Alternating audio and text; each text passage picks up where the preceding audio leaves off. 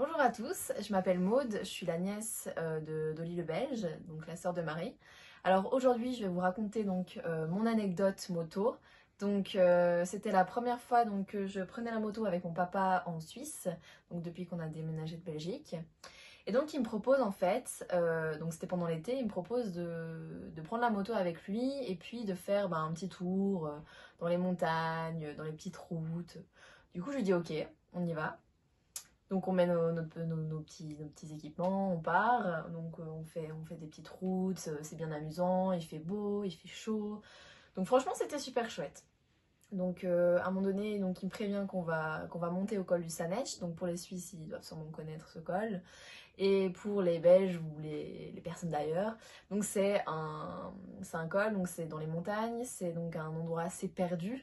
Au plus on monte, au plus on s'éloigne de toute personne existante dans le monde.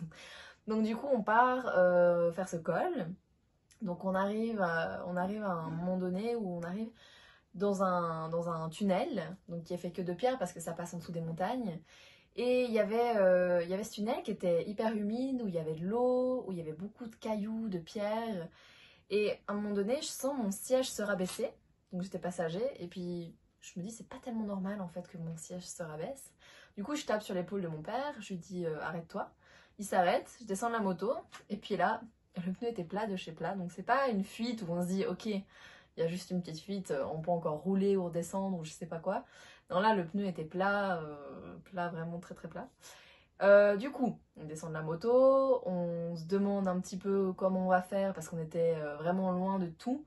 Il n'y avait rien autour de nous, on était à côté d'un champ avec juste la petite route qui passe à côté de nous, il n'y avait vraiment personne.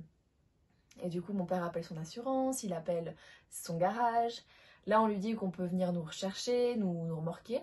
Donc super, tout ça c'est génial, mais il ne faut pas oublier qu'on était vraiment très haut dans la montagne, qu'il n'y avait personne autour de nous et qu'on avait besoin d'une remorque assez large autant vous dire que le tunnel dans lequel on est passé était assez étroit.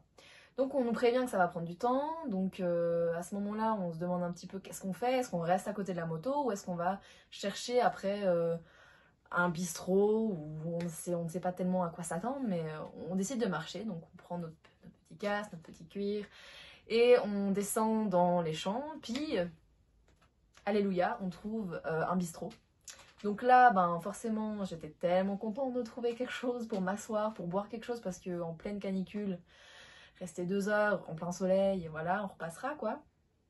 Du coup, on prend un verre, et puis mon père m'offre gentiment une assiette valaisanne. Donc ça m'a vraiment remonté le moral, parce qu'autant vous dire que j'étais un petit peu dépitée de me retrouver au milieu de nulle part avec un pneu crevé en plein soleil.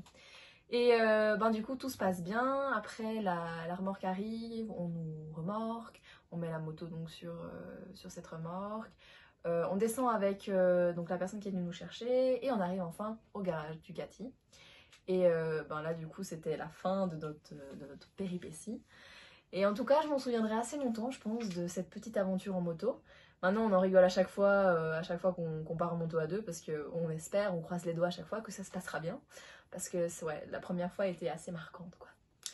Du coup, voilà, c'était mon anecdote moto. Et puis, à la prochaine sur la chaîne d'Olivier Bell.